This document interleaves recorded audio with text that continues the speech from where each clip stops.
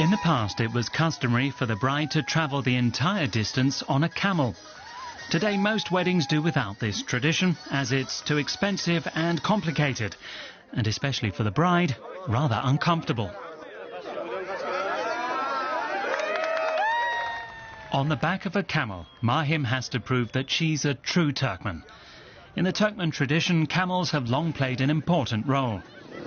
As a pack animal that endures even the most strenuous of loads, it embodies a masculine ideal. But usually the camel is regarded as the symbol of the modest girl of a good family and her hard-working mother. Even in the 21st century, these role models still hold sway. Anyone who defies them risks losing the support not only of their own family, but the entire community.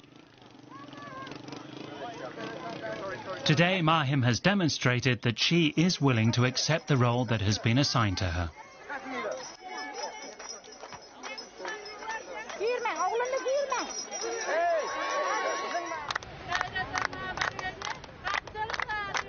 Inside the wedding yurt, the bridal couple is welcomed with traditional singing.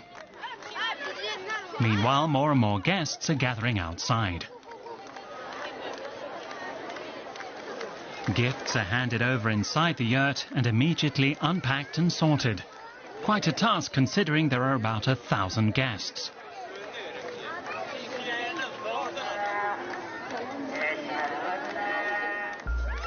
The bridal couple spends the afternoon with close family. Only in the evening, when all the guests have arrived and the gifts have been unwrapped, will Mahim become a married woman.